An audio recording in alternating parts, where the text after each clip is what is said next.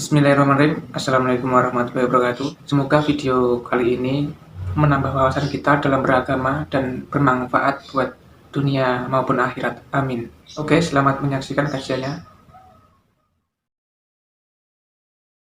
Assalamualaikum warahmatullahi wabarakatuh. Kalau kamu berdoa itu yang tadarruk itu ya yang sangat sopan, wakuf ya, secara diam-diam atau secara enggak berlebihan. Terus hanya ayat innahu la yuhibbul mu'tadin. Allah itu tidak suka orang yang melewati batas. Itu termasuk melewati batas dalam doa karena ada unsur mendikte Allah. Saya memberi contoh tadi. Misalnya kita sebagai cowok berdoa, ya Allah saya ingin punya istri cantik, sholihah, nasabnya baik, gak pernah cerewet, gak pernah apa. Itu kan nanti nyarinya juga susah. Nanti kalau Allah menjabatkan itu adanya di surga, tinggalnya rapayu rabi, kira-kira. Nah, itu sudah berlebihan. Terus kalau ada ulama mengatakan doa itu mukhul ibadah, itu maksudnya gini, doa itu bukti kita minta itu bukti kita lemah. Dan merasa lemah itu sudah bagian dari ibadah. Makanya masyhur itu syairnya Abdul Al-Haddad itu, fadu'ai wabdihali dalilun li fiftikori itu. Jadi saya berdoa itu hanya sebagai bukti saya butuh Allah. Saya sendiri tidak punya kepentingan mustajab apa enggak.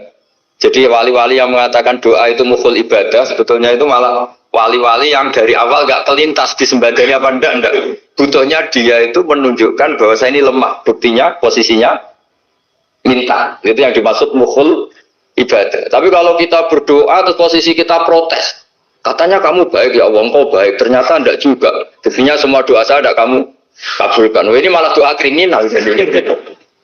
Jadi yang dimaksud mukhul ibadah itu doa itu bukti minta itu bukti lemah. Makanya ada syairnya Abdul Haddad maksud fadu'a iwabdihali dalilun li fiftikor. Jadi saya minta engkau ya Allah itu bukti saya butuh. Jadi itu bukan dua hal yang harus dipertentangkan. Jadi kalau doa dikatakan apa?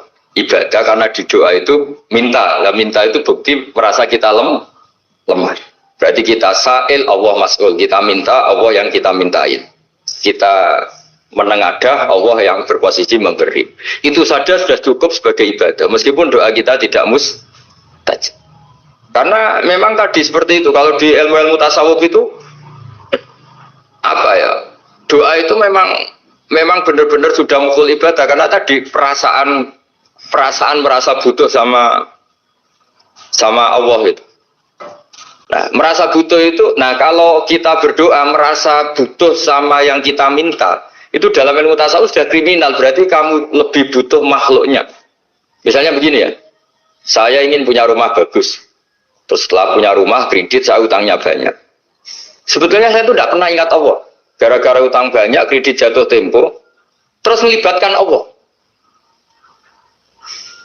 Ya Allah saya ini utang banyak, ini terus tolong dibayar.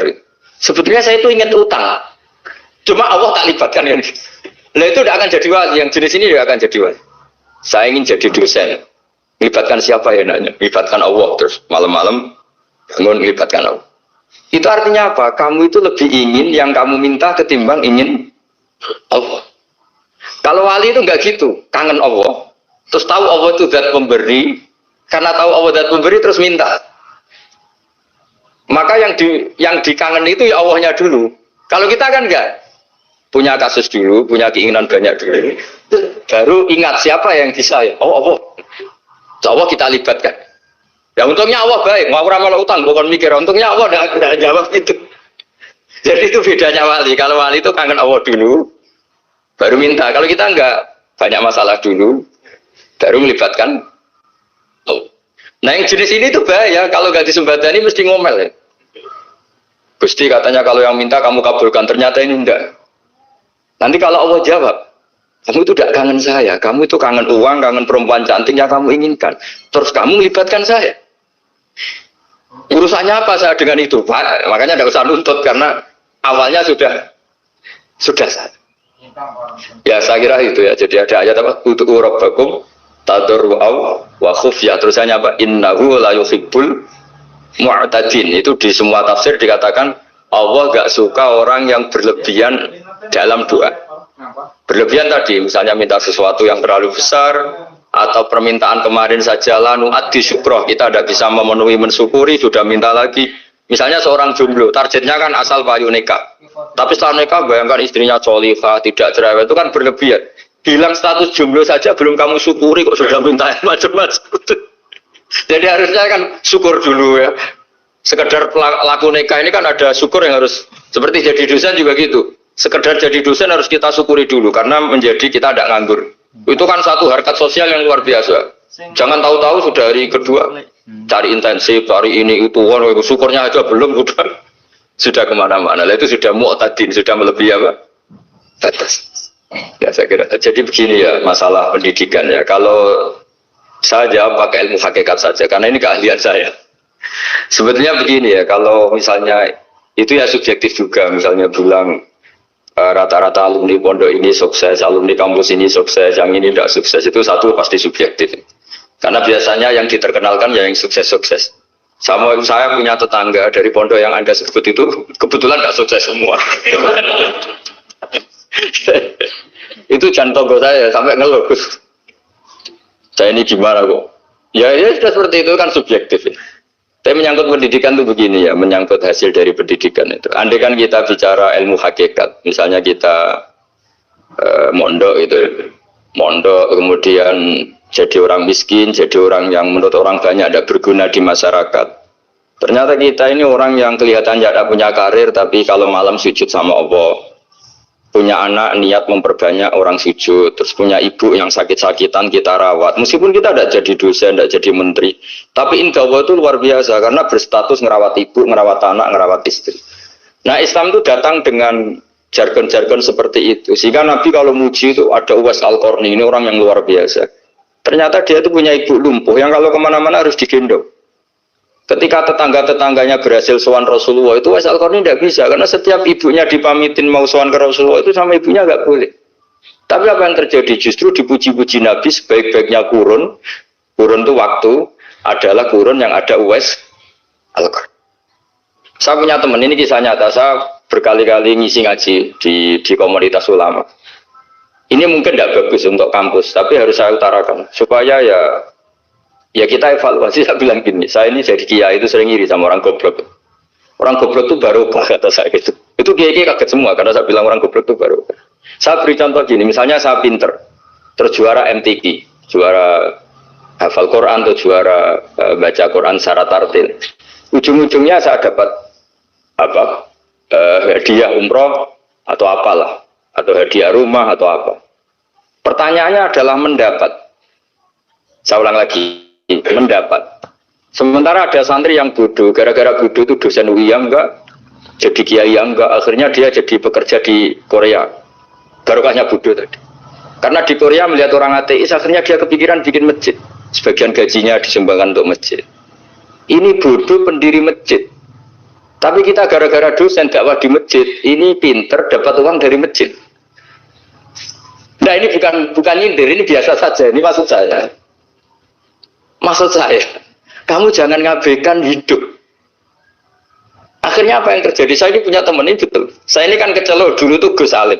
Nasib saya di mana-mana dihormati. Kadang saya merasa dosa. Kok dihormati? Saya punya teman dulu gobloknya minta ampun sekolah, sekelas sama saya. Gobloknya, soalnya gobloknya harus disepakati. Iya, goblok mujmalah kira-kira. Singkat cerita dia itu hidup di pedalaman Kalimantan sekitar tahun 92 nih. Dulu kan biasalah di dalam hutan itu bisa ada penebangan hutan macam. Dia ada bosnya, yang jelas dia ada bosnya. Saya yakin juga agak kriminal. Karena dia tidak yang illegal logging. Pokoknya ditetir dia hidup di tengah hutan. Ikut orang. Setelah itu dulu nggak ada HP. Saya kirim surat ke saya, Gus, saya ini hidup di tengah hutan. Tapi saya ini Muslim pernah mondok. Kalau nggak bikin sumpah itu nggak enak. Bikinlah dia Jumatan. Nah karena dia pernah ngaji fikih Syafi'i, kalau Jumatan nggak ada orang 40 itu harusnya zuhur tidak Jumatan. Tapi orang yang kerja di situ tidak mau. Wong dino Jumat kok zuhuran loh Pak. Kalau dino Jumat ya Jumatan ya. Tanya saya, Gus itu kalau ada kaulnya enggak supaya Jumatan ndak orang 40 sah. Singkat cerita dia lama-lama jadi pendiri masjid di situ.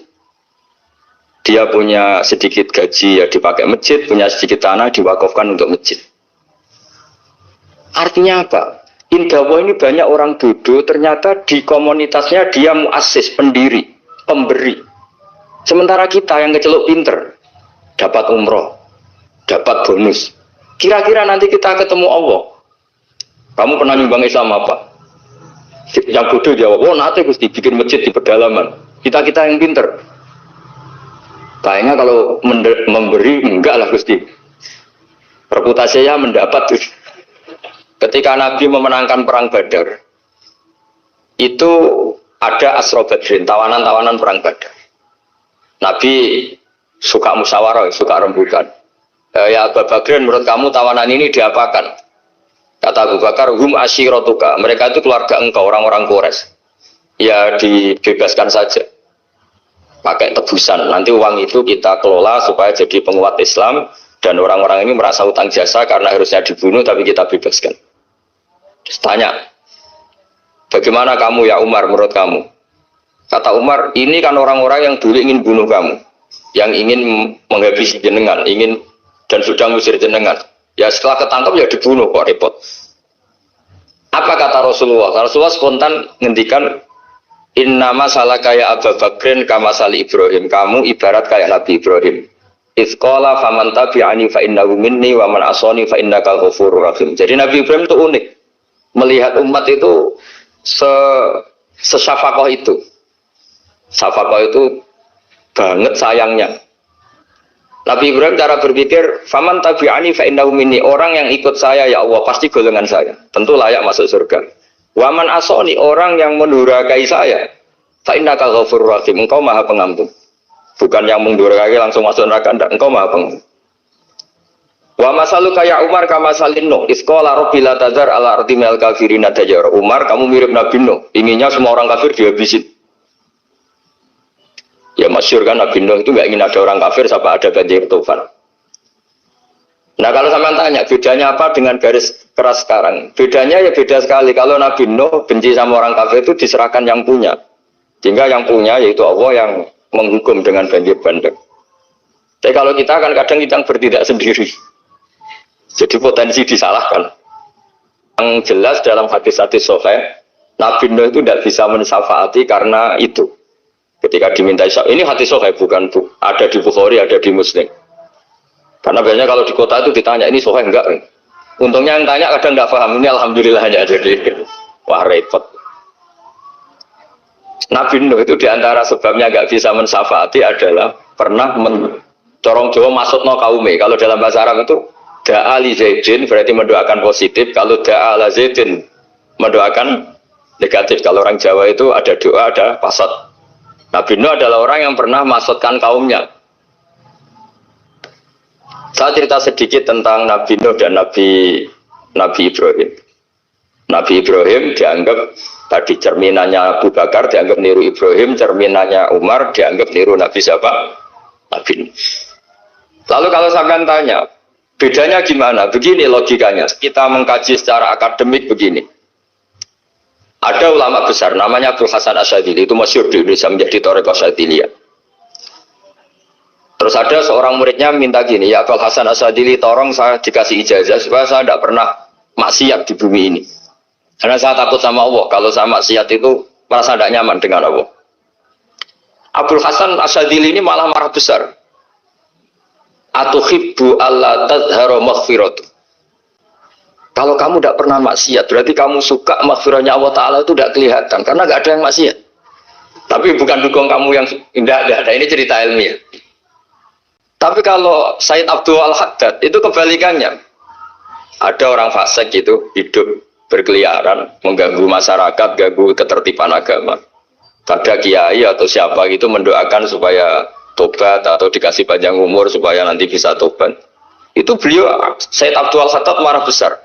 Man da'a li fasikin bil baqa faqad ahabba yusawahu fi ardi. Orang yang mendoakan orang fasik hidup berarti dia suka Allah dimaksiati di buminya. Jadi akhirnya jadi kutub besar, yang satu Sadziliyah, yang satu Haddadi. Kenapa ya? Karena tadi yang satu cerminan Nabi Isa, yang satu cerminan Nabi Yahya. Sebagaimana sabda Rasulullah tadi, ulama ummati ka anbiya'i bani Israil. Juga masyhur dalam aplikasi pengajaran juga gitu. Masyhur sekali dalam kitab-kitab diceritakan. Kalau Said Abdul Haddad, kalau ada orang sowan itu, kamu ngaji sama siapa? Sama si A. Gitu. Pernah nangis gak pas ngajar? Gak pernah. Udah gak terus, gak usah diterusin ngaji orang seperti itu. Artinya atas, wong orang iso nangis. Gitu. Tapi kalau Abu Hasan Asadili kebalikan, kamu ngaji sama siapa? Sama si A. Gitu. Pernah tertawa enggak kalau ngaji? Enggak pernah. Udah, enggak usah ngaji sama orang itu. Orang enggak bisa syukur. jadi itu manhaj besar. Nah, akhirnya orang-orang kayak kita ini enggak jelas semua. Nangis ya bisa, syukur, guyu ya bisa. Cuma celakanya kalau kita nangis karena tidak punya uang, kalau guyu karena punya uang, itu masalahnya.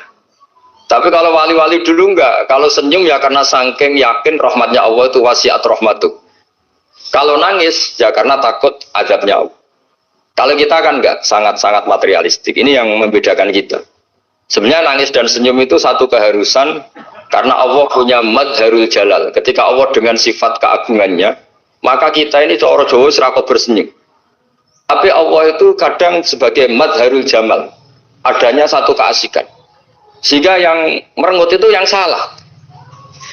Makanya dalam ilmu tasawuf, tutup wali itu hanya dua. Allah dengan madharul jalal, dengan Allah yang madharul jamal. Contoh madharul jalal misalnya gini. Ketika Nabi Musa ingin melihat Allah, saking kangennya ingin melihat Allah, Rabbi arini anzur ilaik, ya Allah saya beri hak untuk melihat engkau. Allah dengan jalalnya gini, Allah itu qadim, superior. Tentu gak layak tersentuh barang hadis itu makhluk. Sehingga ketika falam mata jalla rabbuhu lil jabali ja'alahu dakka wa kharra Musa sa'iqa. Sehingga enggak levelnya apapun hebatnya Nabi ini tetap makhluk. Sementara Allah itu qadim. Enggak kuat. Makhluk yang fana ini, yang profan ini enggak kuat. Enggak kuat menampung zat yang qadim, yang superior. Sehingga gunung pun hancur. Nabi Musa pingsan. Tapi ketika Allah dengan madharul jamal itu Allah dengan keindahannya, dengan kasih sayangnya, memberi hak makhluknya untuk melihat. Nah, di sini ini Allah sering ngendikan wujuhu yauma idzin nadhirah ila rabbiha nadhirah. Nanti ada wajah-wajah yang di surga itu melihat saya kata. Tapi apakah betul melihat kayak saya melihat Pak Rektor melihat teman-teman itu tidak bisa. Karena Allah itu qadim, sehingga meskipun manusia ahlul jannah melihat Allah, tetap Allah ngendikan la tudrikuhul absar wa huwa yudrikul absar. Karena Allah dibalik jamalnya ya punya jalal, jalalnya juga punya jalal. Sehingga selalu di Quran itu diulang beberapa kali supaya proporsional. Nah, kenapa ahli sunnah tetap berkeyakinan Allah bisa dilihat? Logikanya begini. Fa inna kulla maujudin yasif wa yura. Allah itu zat yang nyata-nyata wujud. Di mana-mana sesuatu yang wujud itu layak untuk bisa dilihat. Lalu pertanyaannya gini, kenapa kita tidak bisa melihat sekarang kok nunggu di akhirat? Karena mata kita sekarang itu profan, fana. Sementara kita setelah di surga, tubuh kita didesain abadi. Ya, saya ulang lagi ya, setelah kita di surga, semua fisik kita ini didesain abadi. Tentu karena desainnya sudah abadi, layak melihat zat yang abadi. Tapi pertanyaannya, kenapa tidak bisa ikhatoh, tidak bisa melihat sampai faham, la tudrikul absar? Karena abadi kita itu diabadikan. Sebagaimana surga abadinya diabadikan. Neraka ya diabadikan. Sementara Allah abadi dengan dirinya sendiri, yaitu Al-Qayyum, atau dalam bahasa ngajinya Qiyamuhu binafs. Nah, lalu pertanyaan, makanya Mu'tazilah itu menentang betul kalau orang di surga bisa melihat Allah. Cara berpikir Mu'tazilah, melihat itu artinya yang dilihat ada arahnya, sementara Allah terbebas dari arah. Tapi kata ahli sunnah, cara berpikir tidak seperti itu. Melihat itu pokoknya tahu. Nah, tahu karena mata itu karena kita ditakdir tahu itu karena mata. Sebetulnya yang menjadikan tahu itu tidak mata. Ya kalau tahu ya tahu saja, bukan harus pakai mata. Itu cara berpikir ahli sunnah wal jamaah. Jadi saya beri ya bocoran. Kenapa mazhab ahli sunnah itu yang dipilih oleh banyak mayoritas di dunia, jumhur itu. Ahli sunnah itu dianggap pikirannya lebih orisinal. Misalnya ahli sunnah kalau ditanya, kenapa kamu melihat? Ya melihat saja. Kenapa kamu mendengar? Ya mendengar saja. Kesannya itu tidak rasional, kayak orang yang nggak pinter itu. Tapi sebetulnya itu yang benar. Jadi cara berpikir ahli sunnah itu melihat itu menjadi tahu. Menjadi tahu itu bisa karena mendengar, bisa karena melihat, bisa karena dikasih tahu, bisa karena bersentuhan. Sebab itu di Quran itu ada ayat ala ya'lamu man khalaqa, bukankah zat yang menciptakan itu menjadi tahu. Sehingga kenapa Allah itu selalu tahu? Karena Allah yang menciptakan. Kalau kamu tahu karena mata, sekali itu jauh, maka kamu tidak melihat. Atau kamu sekarang buta, kamu tidak melihat. Atau tertutupi barang itu, maka kamu tidak melihat. Tapi kalau kamu tahu karena kamu menciptakan, maka akan melihat terus. Misalnya saya ini tukang batu. Saya ingat betul ketika saya bangun Monas, itu pulpen saya tak tanam di dalam Monas. Saya ingat betul kalau pulpen saya warnanya putih, tak tanam di Monas 2 meter dari pondasi. Setelah saya pulang ke Jogja, ditanya, di dalam Monas ada apa? Ada pulpen. Posisinya 2 meter dari pondasi. Kenapa saya tahu? Karena saya yang menciptakan. Nah, karena menciptakan ini sehingga tahu saya akan terus menerus.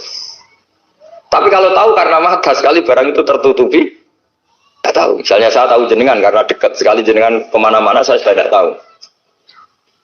Tapi kalau saya menaruh sesuatu di tubuh Anda, sehingga kamu kemana-mana tetap tahu bahwa barang itu ada di tubuh. Nanti kalau ada yang protes, tapi bisa saja Gus barang itu dicuri orang, kemudian Anda tidak tahu. Yang menjadi tidak tahu karena saya sudah tidak menciptakan suasana itu. Selagi saya yang menciptakan, maka akan tahu terus. Nah, tapi karena Allah ini menciptakan semua yang ada di bumi, maka Allah tahu terus. Ya Allah tahu cara bikin kuman. Terus tahu bahwa manusia itu punya kuman, kumannya punya organ, organnya juga punya kuman. Terus nggak kebayang. Kamu bayangkan kayak makanya Allah itu kalau cerita sederhana, innallaha la yastahi ayyadriba masalam ma ba'udatan fama fawqaha. Allah itu tidak malu bikin perumpamaan nyamuk, karena nyamuk itu lebih dahsyat timbang gajah. Para pematung itu disuruh bikin gajah masih mampu, bikinkan patung gajah, mungkin masih sanggup.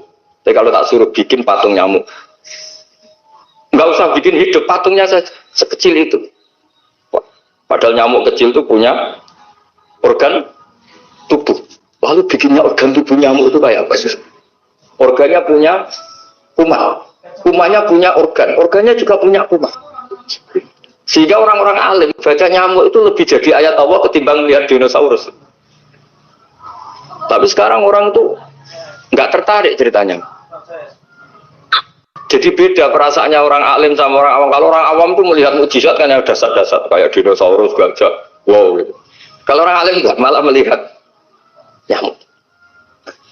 Kealiman seperti itu terjaga di umatnya Muhammad, di umatnya Rasulullah Muhammad SAW. Karena ketika umat ini enggak ditunggu para nabi, itu Allah menjamin Muhammad, ulama umatmu nanti punya kemampuan seperti nabi. Tentu dan dalam keutamaan, ya keutamaan tentu enggak sekelas sama nabi. Kenapa itu terjadi? Karena tadi para nabi ini mewakili sekian. Kalau kita sangat mencintai Indonesia, maka kita akan tegas siapapun yang ingin menghancurkan Indonesia. Itu kira-kira cerminan Nabi Nuh. Kalau kita sangat mencintai Allah, maka kita akan benci sebenci-bencinya sama orang yang mendurhakai Allah. Tapi masalahnya, Allah yang kita cintai itu memaklumatkan diri kalau bersifat ghafur, pengampun. Sehingga kalau kita terlalu kasar, ini kan yang kita cintai bersifat ghafur kok kita kasar. Di sini Nabi Ibrahim. Beliau sangat mantau sekali sama yang durhaka sama Allah. Tapi kalau mau mantau gimana? Zat yang mengajarkan itu bersifat ghafur. Maka kita mau tidak mau. Makanya ada riwayat mengatakan takhallaku bi akhlaqillah, kamu bertata krama kayak akhlaknya Allah. Akhirnya ya sudah, kita mau apa coba? Kira-kira kalau kamu mencintai seseorang, itu potensinya kan dua, protektif. Ada telepon, itu dari siapa? Cewek atau cowok, protektif. Itu bukti cinta atau bukti sultan, kan tidak tahu. Tapi misalnya kamu cinta perempuan terus, WA-an sama lelaki gak apa-apa, jalan sama lelaki gak apa-apa, sama masa lalunya pacarnya juga gak apa-apa. Itu cinta apa pembiaran? Kan sama-sama gak jelas. Nah kira-kira mencintai Allah itu kira-kira analoginya seperti itu. Kalau yang satu protektif, Allah harus satu-satunya yang disembah. Gak boleh didurhakai, gak boleh dikhianati. Sehingga ini sangat keras sekali. Nah, ini Nabi Nuh. Di sini ada Nabi Ibrahim. Karena orang yang zat yang kita cintai bersifat ghafur. Jika kalau kita terlalu tegas beda dengan sifatnya Allah yang bersifat ghafur. Nah umatnya Nabi seperti itu mulai dulu. Ada yang moderat, ada yang keras, ada yang setengah keras, setengah moderat. Ada yang ngambil sikap, oh urip mangan turu, ngenteni mati. Itu lebih baik itu timbang punya istihad tapi gak jelas, mendingan. Itu ada riwayatnya. Suatu saat ibadah akhir umatku terbaik adalah tidur. Maksudnya tidur itu gak ngambil sikap, masyhur itu. Saya beri riwayat yang ada di Bukhari Muslim. Satakunu fitanun. Al-qa'id fiha khairun nal qa'im wal qa'in fiha khairun nal masi wal masi fiha khairun nasai. Nanti di akhir zaman itu banyak fitnah, kata Rasulullah. Yang duduk lebih baik ketimbang yang berdiri, yang berdiri lebih baik ketimbang yang jalan biasa lebih baik ketimbang yang jalan bergegas. Man tasyarrafa laha tastasrifu. Fitnah itu adalah siapa yang terlibat maka akan semakin parah. Sehingga semenjak itu ulama berpikir nanti di akhir zaman kalau ada fitnah, itu sebaiknya orang ngambil sikap sepasif-pasifnya, secuek-cueknya. Jadi semua syurahul hadis sepakat makna hadis ini apa? Orang disuruh sikap secuek-cuek. Misalnya pilihan presiden, contoh kecil pilihan presiden. Mungkin para intelektual nggak merasa, tapi kalau ulama itu cara berpikir beda. Pilihan presiden, kamu fanatik milih A, yang satu fanatik milih B. Ya presiden atau bupati atau gubernur. Terus yang satu bilang gini, wah kalau nggak di presideni A, nggak di bupati A, nggak di gubernur A, negara ini rusak. Mungkin betul dari segi jejak rekamnya A ini bagus.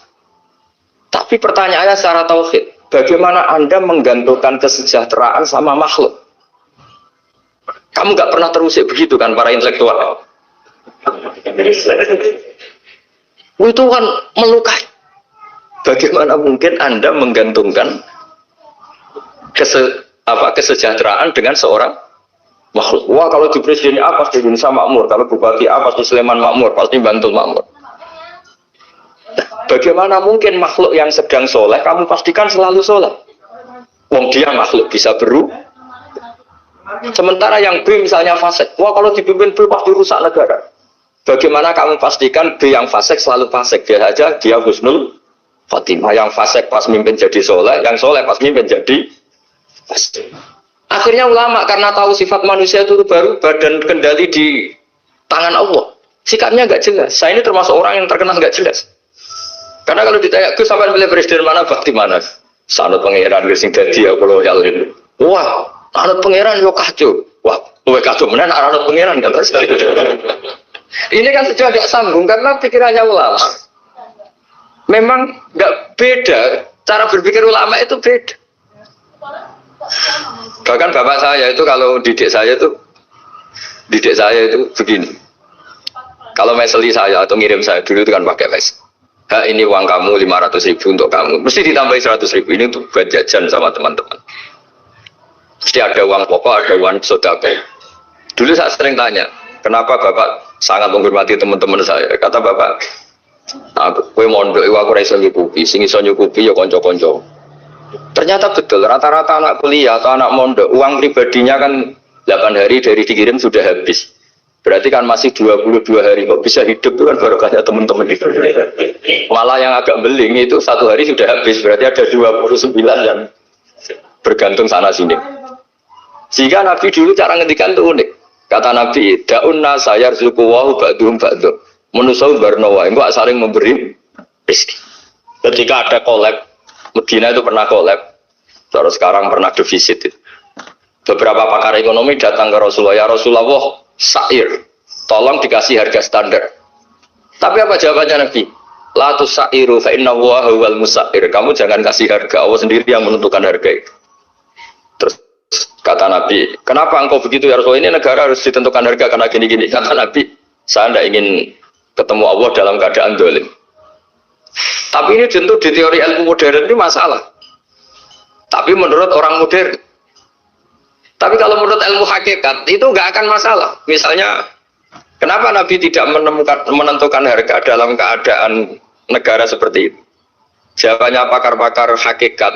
Ya saya ulang lagi pakar-pakar hakikat. Begini, misalnya ada orang menimbun supaya nanti harganya mahal itu. Terus ditimbun terus sampai nunggu harganya mahal. Lama-lama dia sadar kalau timbunannya nggak ada gunanya karena ternyata orang nggak beli. Nah, ketika orang nggak punya kemampuan beli, yang menimbun juga tidak punya uang. Nah, tapi kalau sampean tanya, tapi Gus nak tuku barang pokok kan kita mati karena kehabisan stok. Itu masalah tauhid Anda. Bagaimana mungkin kamu bayangkan seorang makhluk tidak bisa hidup atau nggak dapat rezeki? Nabi itu orang yang sampai ke derajat hakikat dari nggak pernah bayangkan gitu. Salah sampean jadi orang yang tauhidnya masalah. Sehingga terus bayangkan, wah kalau negara ini keos, wah kita makan apa? Kalau negara nggak stabil, wah kita gimana? Itu tidak bisa seperti itu. Dulu ketika kita dijajah Belanda, itu kiai-kiai kita, Mbah Hasyim Asy'ari, Mbah Ahmad Dahlan, mondoknya di Mekah. Sampai alim alama, dua beliau, Mbah Hasyim sama Mbah Ahmad Dahlan itu ngajinya sama-sama Syekh Khotib Minangkabau. Cuma Mbah Hasyim lebih menekuni ke Syekh Mahfud Termas, yang satu menekuni Syekh Khotib Minangkabau. Jadi dua beliau itu ngaji di guru yang sama. Bapak saya, buyut saya itu ya sudah mondok Mekah. Zaman dijajah Belanda. Sekarang kita agak dijajah, nggak mondok di sana. Buyut saya itu zaman itu sudah haji. Buyut kelima saya. Itu dulu kalau ingin cari tempat yang teduh, itu masuk ke gua. Itu masuk gua itu hanya kepalanya saja. Kakinya masih di luar. Karena gua di Arab tidak seperti gua di sini. Kalau gua di sini kan orang bisa masuk semua. Kalau gua Arab kan hanya celah-celah batu-batu besar.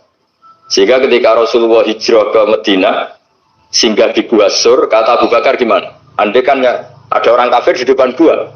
Kata Abu Bakar gimana? Andai kan mereka melihat kakinya, pasti melihat kita. Karena gua di sana itu satu tubuh tidak bisa masuk penuh. Kalau gua di sini kan ada yang mobil saja bisa masuk. Nah itu bahasa ya kalau mau istirahat itu masuk gua, separuh badan di dalam gua, separuhnya masih di tuh. Nah sekarang terus kita bilang, wah kalau kita negara tidak stabil, kita haji kemana dulu sama dijajah Belanda kita. Jadi yang berusaha terangkan di antara sifat dasar orang-orang baik adalah di mana saja, kapan saja itu memberi manfaat. Termasuk tentu saat paling sulit. Jadi Nabi Isa menceritakan dirinya itu wa ja'alani mubarakan nama kuntu, saya ditakdir Allah berada di mana saja memberi berkah, memberi kemanfaatan bagi orang lain. Ada beberapa cerita tentang Nabi Isa. Jadi perlu diketahui ada tiga nabi yang seperiode. Satu Ibrahim dan Nabi Lut. Ibrahim itu sama Nabi Lut itu pernah paman. Kedua Nabi Musa dan Harun. Sebetulnya yang jadi nabi itu Nabi Musa, tapi Nabi Musa karena alsak, lisannya anda jelas, minta Nabi Harun, ya tentu minta kepada Allah supaya Nabi Harun jadikan nabi. Terus ketiga Nabi Isa dan Yahya. Yahya bin Zakaria, terus Isa ini pernah keponakan Zakaria. Kira-kira kalau di Jawa ya misanan antara Yahya dan Jawa Isa. Jadi ada tiga nabi yang seperiode. Tapi yang paling berkompeten, yang sederajat kira-kira seperti itu hanya Isa dan Yahya. Karena Nabi Lut dan Nabi Ibrahim itu beda level. Karena Lut ini pernah keponakan, jadi hubungannya kira-kira yang murid dan guru. Terus Musa dan Harun itu juga nggak level, karena Nabi Harun ini jadinya Nabi itu atas permohonan Nabi Musa. Sehingga meskipun Harun itu kakaknya, tapi nggak berani bantah. Jadi Nabi Musa itu dalam cerita, beliau itu alsak. Alsak itu lesannya agak kedal.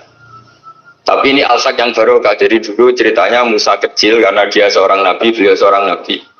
Itu kalau melihat Fir'aun itu mangkelnya bukan main. Padahal kecilnya dirawat Fir'aun. Singkat cerita, mulai kecil sudah usil. Kalau melihat Fir'aun itu ya jenggotnya dipakai mainan. Pokoknya nakal. Lama-lama Fir'aun curiga, dasar orang Israel. Nabi Musa ini turunan Israel. Lama-lama Fir'aun itu yakin kalau itu sengaja. Akhirnya Fir'aun mau membunuh Musa. Terus kata istrinya Fir'aun, Musa itu masih anak kecil. Jadi seperti itu ya bawaan anak kecil, bukan bawaan kebencian terhadap orang Kipti, orang Mesir. Kalau dalam bahasa kitab kuno Mesir itu Egypt Al-Kipti, makanya disebut Maria Al-Kiptiyah. Kalau orang sekarang bilang Egypt itu bahasa kunonya Mesir itu Al-Kiptiyah. Nah, memang secara bahasa Arab Mesir itu nggak mungkin, bahasa Arabnya Mesir itu nggak mungkin karena Misra itu maknanya kota. Jadi kalau kamu bilang kamu kemana, ke Misro, ke kota, lah ya kota mana, ya kota Mesir, itu bisa debat kusir. Jadi ya kayak kita lah, kita sekolah di mana, di madrasah. Madrasah terjemahnya apa? Sekolah. Nah, kemudian oleh istrinya Fir'aun ya gini saja, buktikan kalau Musa itu masih anak kecil. Masyhur itu dalam cerita dikasih bara api sama apel. Sebenarnya Musa kecil ini sudah pinter mau milih apel. Sama malaikat Jibril diarahkan tangannya itu ngambil apa? Bara api terus dikunyah. Itu yang menyebabkan lisannya Musa itu alsak, agak pelat. Nah, ketika jadi Rasul itu akan repot karena nanti harus pakai penerjemah. Jadi seorang Rasul tapi lisannya tidak apa? Cakap. Akhirnya Nabi Musa realistis ngendikan ketika diutus wa akhi Harun wa afsahu minni lisanan fa arsilhu ma yarid ayyusaddiquni inni akhafu ayyukadzibun. Ya Allah, saudara saya Harun itu lisannya lebih fasih. Tolong jadikan dia Rasul sebagai penguat saya. Akhirnya Allah mengabulkan doanya Nabi Musa, kemudian Harun dijadikan sebagai apa? Rasul. Sehingga meskipun satu angkatan, Harun dan Musa ini enggak level. Artinya enggak level itu ya Harun yang takut Musa. Terus ketiga ini Nabi Yahya dan Nabi Isa. Ini umurnya ya seangkatan, kecerdasannya, jadi nabinya sama-sama mulai kecil. Kita tahu Nabi Yahya termasuk yang diberi kitab Allah, ya Yahya khudil kitab bi quwwah wa atainahu hukma sobiyya. Yahya berpeganglah kitab secara kuat dan dia saya kasih kenabian ketika kecil. Sama dengan Nabi Isa yang disebut wa yukallimun nasa fil mahdi wa kahla. Sehingga karena selevel dua nabi ini menjadi figur besar dalam manhaj, dalam metode dakwah. Dua karena masih misanan, jadi kalau Jawa kira-kira mirip misanan. Dua nabi ini kalau memilih satu kampung, itu kalau Nabi Yahya itu milih kalau singgah di satu kampung, Nabi Yahya mesti tanya, orang sini yang paling soleh siapa, yang paling baik siapa? Ya terus singgah atau nginap di rumahnya orang baik tadi. Tapi kalau Nabi Isa enggak, orang sini yang nakal siapa, yang paling beling siapa. Terus Nabi Isa singgah di situ. Akhirnya ada pertanyaan dari Nabi Yahya, lima tanzilu ala syirarin nas. Kenapa kamu selalu singgah di orang-orang nakal? Syirar itu orang-orang nakal. Masyhur itu Nabi Isa menjawab, ana tabibun udawil mardo. Di mana-mana Nabi itu ibarat seorang dokter, kerjaannya tentu menyembuhkan orang-orang yang apa? Sakit. Jadi dua nabi ini sering berdebat, tentu debat yang baik, dan itu menjadi cara Jawa itu punjeri ilmu. Jadi manhaj ilmu besar antara Yahya dan Isa.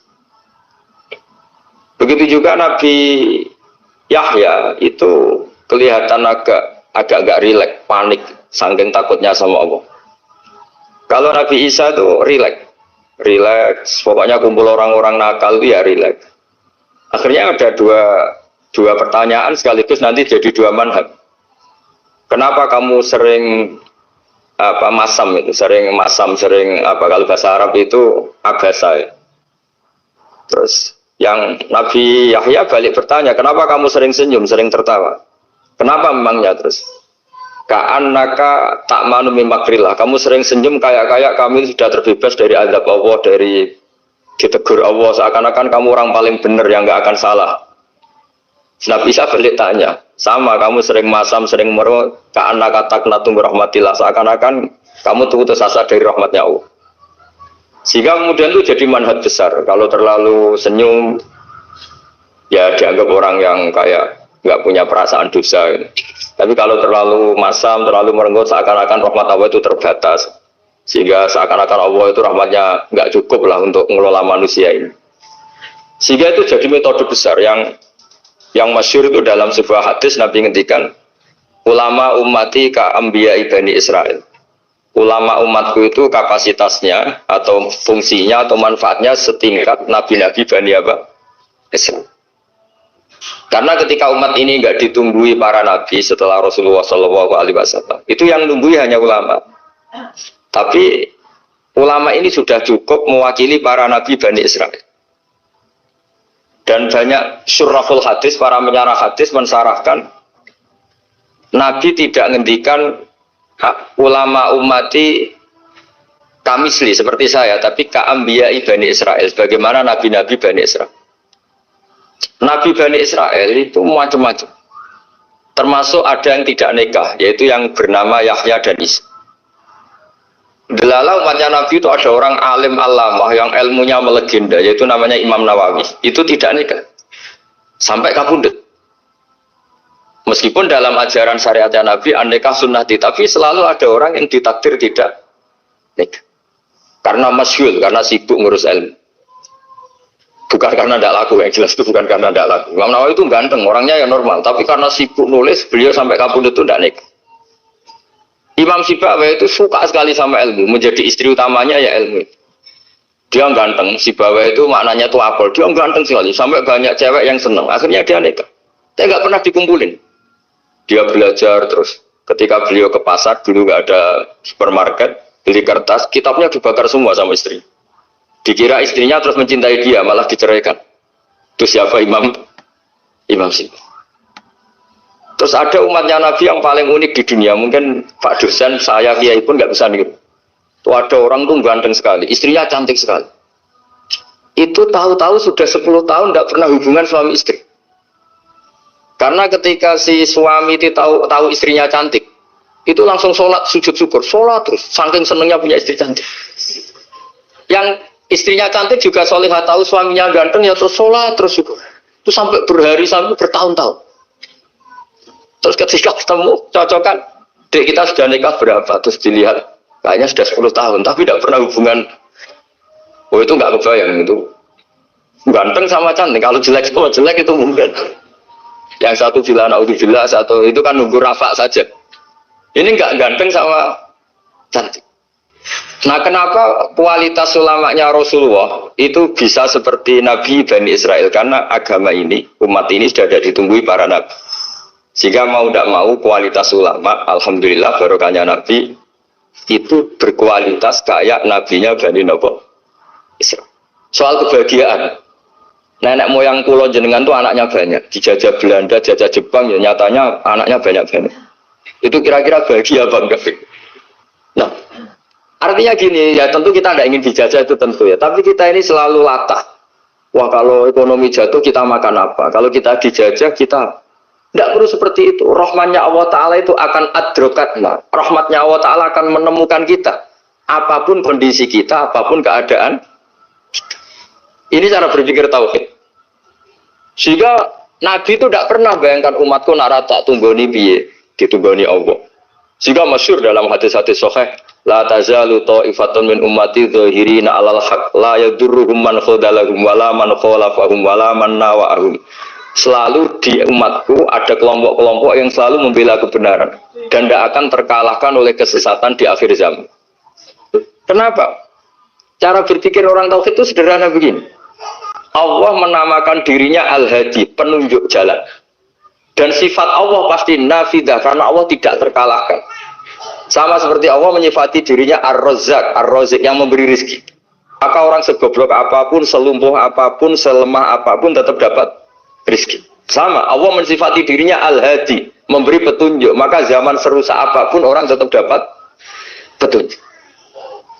Sehingga kita tidak perlu khawatir, wah nanti zaman kalau sudah rusak nasib Islam gimana? Ya coba sekarang nasib Islam gimana? Ya baik-baik saja. Dulu ditunggoni wali songo ya banyak orang Islam. Sekarang nggak usah wali songo, ditunggu dosen-dosen yang ngajar aja tunggu digaji. Kiai pidato ya ada yang beri salam tempel. Itu kalau nuruti definisi ikhlas itu tidak ada yang masuk. Tapi meskipun demikian agama juga jalan. Kenapa agama ini jalan? Karena Allah Al-Hadi, penunjuk jalan. Ketika Allah mensifati dirinya penunjuk jalan dan sifatnya Allah pasti nafidah, pasti terjadi. Karena Allah tidak pernah gagal. Orang itu cara berpikir nuruti nafsu, itu yang bahaya. Makanya Quran kritik ara'aita man ittakhadha ilahahu hawa. Orang yang cara berpikir itu nuruti hawa nafsu. Kalau zaman Nabi, zaman sahabat, zaman ulama itu enggak seperti itu. Sehingga cara berpikir itu mudah. Makanya kata Nabi, Apa absyiru ya maksarul muslimin kata. Kamu harus senang ya maksarul muslimin. Allah sekarang buka pintu langit yang sebelumnya nggak pernah dibuka. Dan Allah yubahi bikum malaikatah. Dan Allah membanggakan kamu kepada para malaikat. Kenapa? Umatnya Muhammad, umatnya Rasulullah Muhammad SAW. Itu kalau sampean kepengen mati setiap saat itu baik. Itu resepnya gampang kata Nabi.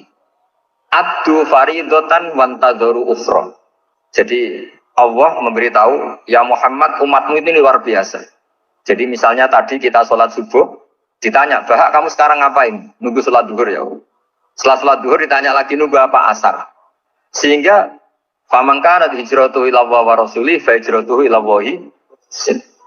Jadi kalau ya sudah ini tak ijazahkan. Kalau setelah sholat subuh nunggu apa? Duhur. Setelah duhur nunggu. Sehingga ketika kita mati itu statusnya penunggu sholat. Tapi kamu kan enggak miskin. Kenapa? Penunggu kaya. Nah, itu enggak masuk surga itu. Penunggu kemakanan. Berarti kan menunggu sesuatu yang seleranya nafsu. Beda kalau penunggu sholat. Berarti kamu di dunia menunggu ritual ibadah. Maka di antara ijazahnya Nabi apa? Addu faridotan wantazuru ukhra. Melakukan satu fardu. Kemudian kita menunggu tugas berikutnya. Jadi niati saja setelah subuh nunggu apa? Duhur. Setelah duhur, meskipun kita di perapatan, apa? Nunggu asar ya. Tapi ya asar betul, jangan nunggu tok pas asar enggak. Jadi sebetulnya umat ini gampang sekali. Jadi di antara kebanggaan Allah, yubahi itu Allah bangga dengan malaikatnya adalah umat ini adalah addu faridotan wantadzoru ukhra. Melakukan satu fardu, kemudian menunggu fardu yang lain. Dari mengkhidmati kampus, ingin mengkhidmati masyarakat. Dari satu masyarakat lokal Semarang menjadi sampai sekarang, sampai Banjarmasin, Unisula mau bikin kampus di sana, terus gitu. Dari satu tugas ke tugas yang lain. Makanya Islam diajarkan setelah satu tugas selesai, faida faruftafan so. Jadi sehingga hidup kita itu dinamis. Dari satu kebaikan menunggu kebaikan lain, dari satu kebaikan menunggu. Sehingga hidup kita ngapain? Nunggu satu kebaikan. Ini sudah masuk faman kana hijratuhu ila Allah wa rasulih, fa hijratuhu ila Allah wa rasulih. Sehingga orang bayangkan kalau kita direkam Allah, Gusti kula ampun mati nak jaring sugih. Wis melarat puluhan tahun, sakit, nunggu sesuatu sing sifatnya nafsu, kepengin sugih. Sugih tok aja cukup. Tahu buron wong sing tahu ngenyekne lho, itu kan urung-urung wis dendam. Saya belum mau mati sebelum kaya dan burukan orang yang pernah melecehkan saya. Wis ngono akhirnya mati urung sugih. Berarti wis fakir matine hasud. Mau itu ngenes dunia akhirat kan kira-kira seperti itu. Kamu santai aja kalau fakir berarti meringankan hisab karena ada banyak harta. Yang mau dihisab papanya tidak punya apa-apa. Jadi saya mohon sekali ya, Islam itu mengawal kebahagiaan. Sebab itu sampai bahagia itu menjadi perintah Islam pun bi fadlillah wa bi rahmati fa bidzalika falyafrahu. Karena dengan bahagia bi taat diharapkan orang Islam itu tidak bahagia atau cari kesenangan lewat jalur Mas. Sehingga ciri utama wali apa? Ala inna awliya Allahi la khaufun alaihim wa lahum yahzanun. Sehingga ulama dulu itu rileks. Termasuk yang saya ceritakan tadi, Imam Ahmad, Imam Syafi'i. Itu melihat apa saja rileks. Ya tadi kalau disenangi orang ya barokah, punya kawan kebaikan. Nak jeneng ya barokah. Barokah jeneng di tinggi tongkor ada utang, ada tulung gitu. Jadi rileks saja. Masyhur itu Imam Syafi'i ngendikan waman asaa ilaika faqat atlaqaka. Orang yang berbuat buruk sama kamu, hakikatnya adalah membebaskan kamu. Atlaqa itu apa? Membebaskan. Enak gak jadi hidup hidup? Kalau kamu kan enggak, kok gedeng aku salahku apa? Malah kamu ujub dong, orang kok enggak tahu salahnya. Kamu jadi suami, istrinya ngomel, kurang apa saya sebagai suami? Ya kurang banyak, enggak ganteng, enggak kaya, ada ini. Malah kalau diterangkan malah parah toh. Ya sudah rileks saja. Kalau dia ngomel ya tadi, alhamdulillah dapat pahala tambah apa? Biaya. Terus ngomel kan butuh energi, paling yang udah kuat 3 jam. Oh, nanti juga berhenti apa? Terus ambil nilai positifnya. Misalnya ngomel sama suaminya, bagus lah. Kalau ngomel sama tetangga malah kayak apa gitu. Sudah. Jadi ulama dulu itu gampang sekali melihat hidup. Rasulullah ya gitu, melihat hidup tuh gampang saja. Ketika tanya, ya Aisyah apa ada sarapan? Tidak ada ya Rasulullah, ya sudah saya tak puasa. Jadi enteng saja. Kadang-kadang beliau ingin puasa, ya puasa sunat, ada sarapan nggak jadi puasa. Rileks. Nabi itu rileks. Kalau ngajari kebaikan juga rileks. Nah sekarang itu banyak orang yang karena mungkin kurang baca, Islam itu kayak menjadi aturan yang bengis, yang repot, yang mengekang. Itu tidak seperti itu. Yuridu wa bikumul yusra, wala yuridu bikumul usra. Allah menghendaki agama ini mudah. Sehingga ada sahabat di Imami Mu'ad itu baca Baqarah. Sahabat ini pekerja petani, mufarokoh ditinggal. Ketika Mu'ad lapor, ya Rasulullah ini ada orang munafik, tengah-tengah sholat mufarokoh saya ditinggal. Yang disalahin itu tidak yang tinggal tapi Mu'ad. Afattanun anta ya Mu'ad, kami itu tukang fitnah. Masa ngimami petani pakai surat Baqarah? Jadi yang disalahkan ini imamnya. Kalau kamu jadi imam, sholatnya ya yang cepat. Makanya terus banyak orang kecepatan kan. Jadi Nabi itu enteng sekali. Jadi apa ya? Nabi itu beda dengan yang kita bayangkan beda. Nabi pernah ngaji di masjid, kemudian ada tetangga lewat pakai cangkul ke kebun. Semua sahabat gerutu. Ini orang tidak benar. Ada Nabi ngaji ditinggal saja ke kebun, tidak ikut ngaji. Jawabannya Nabi tidak. Itu bagus itu ikut sunnah saya. Kenapa ya Rasulullah? Dia kerja nyari halal. Dan untuk menghidupi keluarganya itu juga ajaran saya. Sehingga yang ngaji ya ajarannya Nabi, yang nggak ngaji karena kerja mencukupi keluarga juga ajarannya Nabi. Segampang ini. Oh, kalau kayaknya kamu kan, wes gak roh akhlak kan gitu. Nabi rileks saja negatif. Sampai bisa lihat itu di Ihya, di bab Fadhailul Kasbi. Makanya ini penting sekali supaya orang itu berpikir Islam atau mendakwakan Islam berdasar sanad ya yang muttasil yang pernah dilakukan Rasulullah SAW. Sesuatu yang dilarang Allah itu pasti madharat. Maka untuk melarang seseorang bergantung sama narkoba misalnya atau hal-hal yang bahaya pada fisik, itu satu tentu bagi ahlullah, tentu karena takut Allah. Tapi banyak masyarakat yang memang benar-benar bisa meninggalkan narkoba karena efek buruknya ganja.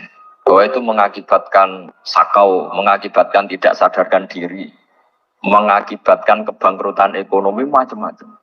Sehingga mereka benar-benar benci sama yang namanya narkoba. Jadi di antara manhajul Quran itu kalau mentakbih, memburuk-burukkan maksiat itu mesti dikritik innahu kana fahisyah.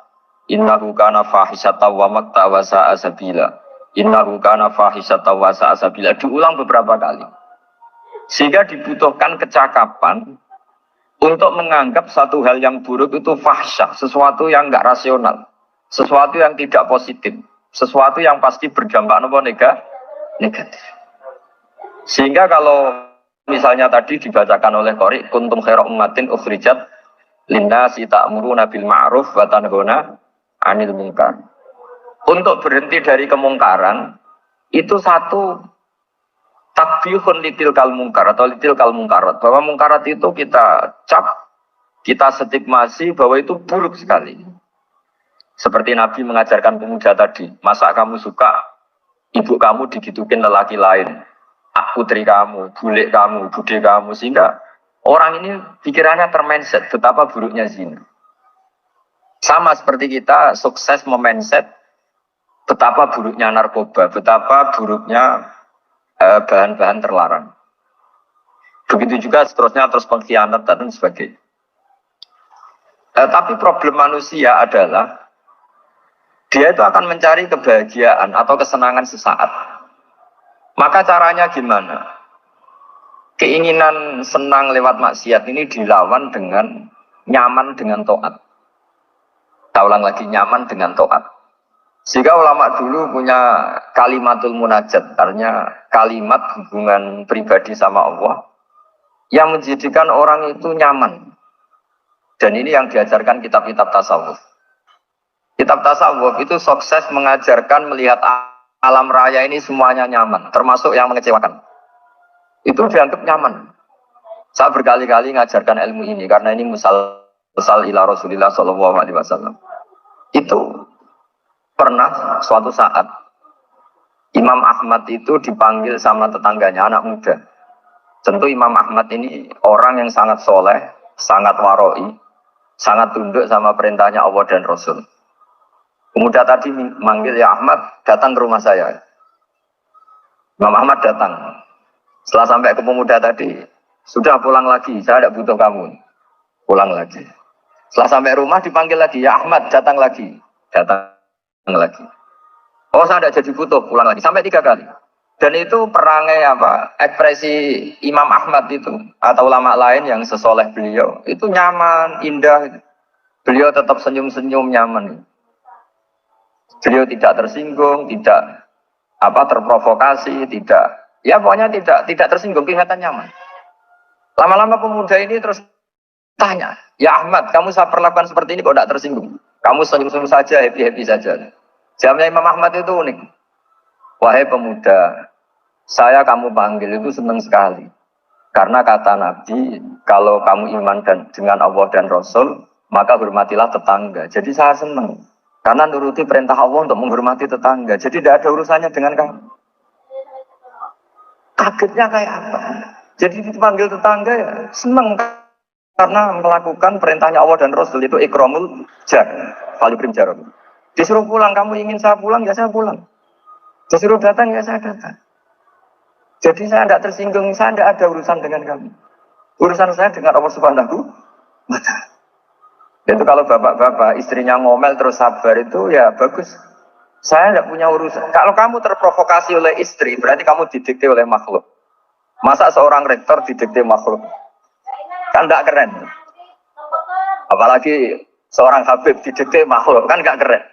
Yang bisa mendikte kita hanya Allah Subhanahu wa Ta'ala. Dan Allah mendikte kita, mengajarkan dia wa ashiruhunna bil ma'ruf fa in karihtunna fa asa an takrahu shay'an wa yaj'alallahu fi khairan katsira. Jadi cara melihat istri kita bawel gitu atau cerewet, alhamdulillah ini ada pahala tanpa modal, cukup sabar. Kalau istri kamu sedang mesra malah mintanya ke mall, malah biayanya tinggi. Murah mana dapat pahala dimarahin sama saat mesra minta ke mall? Milih yang pertama kan? Nah ya itu tidak usah modal ini. Ya gitu aja. Jadi kalau istri sedang marah, bawel, anggap saja ini rezeki. Dapat pahala tanpa apa? Biaya. Nah, kalau pas rukun malah nantang ke mall, biayanya malah tinggi. Jadi ulama dulu itu melihat dunia itu happy. Pernah Imam Syafi'i dikasih tahu, orang yang tadi nyium tangan kamu ya, itu di rumah menghujat Anda. Jadi dia sopan hanya di depan Anda, kalau di luar menghujat Anda. Jawabnya Imam Syafi'i lucu. Ya baguslah. Yang cerita ini kaget. Kenapa bagus ya Abu Abdillah? Kalau manggil Imam Syafi'i ya Abu Abdillah. Ya berarti saya masih wibawa, di depan saya tidak berani katanya. Jadi dipandang enteng saja. Jadi kalau kamu di depan kamu istri kamu tidak berani belanja, tidak ada kamu belanja banyak, anggap saja Anda wibawa. Jadi enteng saja. Pernah Imam Syafi'i dikasih tahu, separuh dari kampung Anda itu gak suka kamu. Ya bagus lah. Kenapa? Oh nak rukun malah bakal utang katanya gitu. Kira-kira yang utang tuh yang rukun apa yang neng-nengan? Yang rukun. Jadi enteng saja. Masyhur itu makalahnya Imam Syafi'i. Waman asa'a ilaika faqad atlaqaka. Orang yang berbuat buruk sama kamu berarti membebaskan kamu.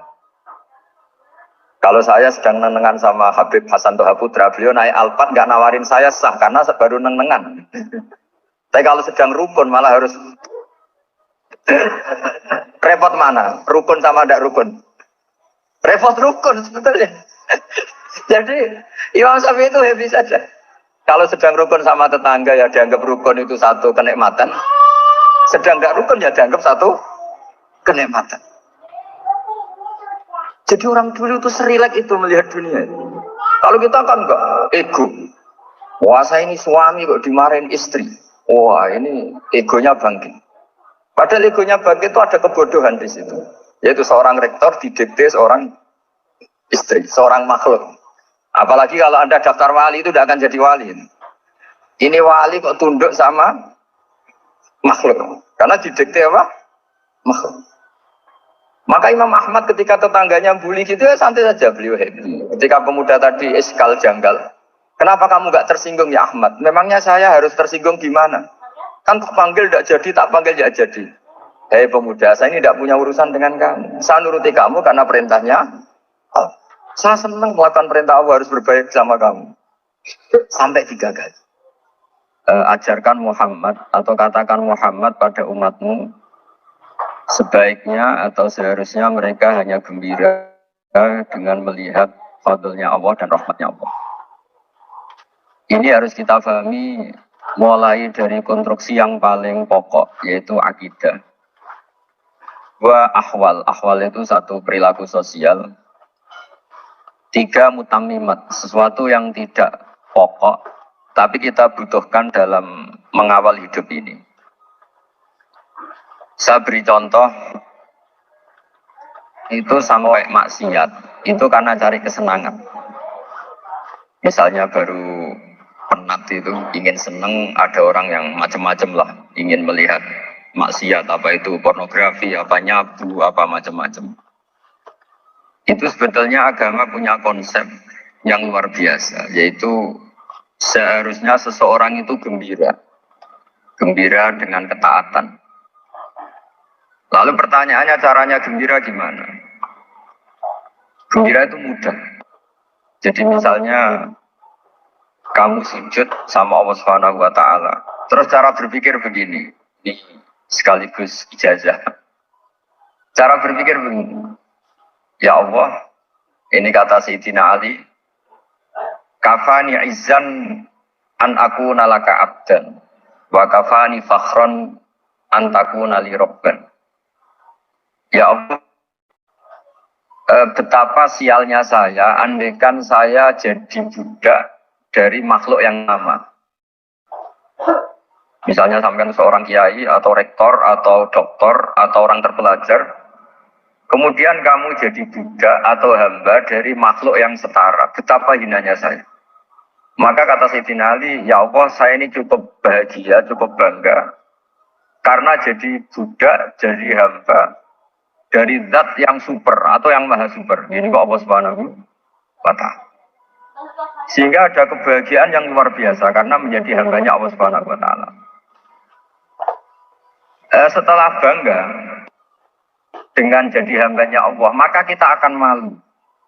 Malu misalnya kok saya bahagia itu nunggu melihat pornografi, melihat maksiat. Itu menjadi malu. Kenapa saya itu? Ya, kita malu karena didikte oleh hal-hal yang seremeh itu. Karena kita didikte oleh nafsu. Jadi izzatun nafsi, satu harga diri seseorang itu harus dihidupkan untuk hanya tunduk kepada Allah SWT. Sehingga Nabi itu melatih satu logika tarkul ma'asi. Nabi itu dulu ketika ada seorang pemuda yang ya karena mungkin pemuda ya, dia itu mau masuk Islam, tapi uniknya kata pemuda tadi, saya masuk Islam tapi asal dibolehkan bebas zina. Jadi ini agak sableng. Jadi mau masuk Islam syaratnya dibolehkan apa? Zina atau free season. Nah orangnya agak hikmah. Itu Nabi tidak langsung mengancam dengan neraka. Ketika mau pamit gitu, semua sahabat melarang. Mah itu jangan, kamu jangan suara Nabi. Itu permintaan yang nggak masuk akal. Setelah lama ditahan, terjadi kegaduhan di masjid. Nabi dengar, itu ada apa itu? Itu ada pemuda yang mau masuk Islam tapi yasta'dzinuhu fi zina. Tapi mereka minta izin Nabi untuk tetap boleh zina. Kata Nabi, pemuda itu suruh masuk, suruh menghadap saya. Ketika menghadap Nabi, saya ulang lagi, ketika menghadap Nabi, Nabi mengajarinya itu luar biasa. Nabi tidak langsung mengancam dengan neraka atau dengan azab tunda. Tapi kata Nabi, atuhibbuhu li ummik. Kamu suka kalau ibu kamu itu jadi demenannya orang banyak. Oh enggak ya Nabi, yang demen ibu saya tak bacok kan. Karena ini agak preman, di mana-mana orang nakal agak preman. Terus atuhibbuhu li bintik. Kamu suka kalau putri kamu ya digitukan orang-orang. Oh ya enggak Nabi, yang gitukan putri saya tak bacok. Atuhibbuhu li kholatik. Kamu suka kalau bulik kamu digitukan. Atuhibbuhu li ammatik. Kamu suka kalau saudara bapak kamu digitukan. Nabi itu mengeset ya. Cara sekarang itu cuci otak mungkin. Nabi itu meluruskan otaknya anak muda itu betapa buruknya zina. Cara bahasa Arab ditakbih. Apa buruknya zina? Kamu suka kalau korbannya ibu, putri kamu, bude kamu, bule kamu. Sehingga orang itu matur ya hasbuka ya Rasulullah, ini sudah cukup. Saya tidak pernah melihat sesuatu seburuk zina. Jadi al-qawwa fi qalbihi bughda zina. Kemudian Allah meletakkan di hatinya, menanamkan benci zina. Sehingga akhirnya pemuda tadi menjadi ifah, menjadi menghindari zina. Artinya begini ya, ini mungkin yang lolos dari para kita sebagai dai, kita tidak belajar banyak tarbiyahnya Rasulullah Shallallahu Alaihi Wasallam. Jadi kalau kita benci maksiat, itu jangan hanya ditahzir, ditakutkan neraka itu enggak. Jangan hanya itu. Tapi di logika. Jadi kalau kita menghindari maksiat, itu selain karena takut azab, itu ada logika. Ada rangkaian pikiran yang menjadikan kita anti satu perbuatan apa maksiat. Jadi misalnya gini ya, kira-kira ginilah kalau contoh gampang itu. Ada orang gitu ya, nyanyi dengan pakaian yang mungkin pornografi gitu. Mungkin pemuda-pemuda ingin melihat itu, tapi bisa diobati gini. Kok enak dekne mergawe kok tak bayar, ya aku kehilangan duit. Meskipun dengan logika yang agak serampangan, yang penting menjadi kita ini punya harga diri untuk tidak tergantung hal-hal seperti itu. Sehingga Nabi itu cara menggambarkan tadi mulai atuhibbuhu li ummah, kalau ibu kamu jadi demenannya orang lain. Pemuda tadi bilang yang demen ibu saya mau saya bunuh. Ditambah lagi atuhibbuhu li bintik. Bagaimana kalau korbannya putri kamu, bule kamu, bude kamu.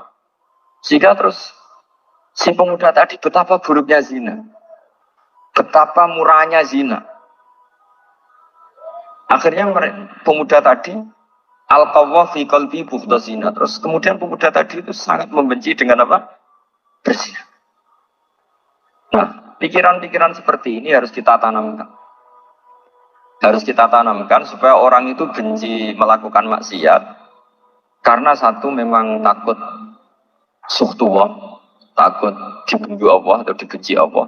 Dua memang logika kita mengarahkan tidak maksiat. Saya beri contoh ya, betapa pentingnya mindset ya, cara berpikir. Orang itu menjadi kikir itu karena nganggap hidup itu lama dan uang itu penting. Kalau zaman Nabi itu sederhana kalau melihat hidup ini. Pernah suatu saat Nabi itu punya jatah makan. Karena Nabi itu hidupnya juga pas-pas. Jadi Nabi itu unik. Beliau di satu sisi kaya raya, bisa ngurmat Abu Hurairah, Ammar, Suhaib. Ashabu Sufa itu dirawat Nabi semua. Itu kan kaya, bisa merawat sekian orang. Tapi di sisi yang lain untuk pribadinya beliau miskin. Kadang nggak bisa makan hari itu. Tapi di saat yang sama bisa merawat Ahlus Sufa. Jadi keliru kalau orang hanya cerita Nabi itu miskin, untuk makan dirinya aja susah. Itu keliru. Kelirunya kalau tidak diteruskan, tapi Nabi mampu menghidupi Ahlus Sufa. Singkat cerita jatah makannya Nabi itu dikasihkan orang ketika Nabi tanya, ya Aisyah, makanan jatah saya di mana? Oh ya Rasulullah, tadi ada orang minta tak kasihkan, maka makanan itu habis.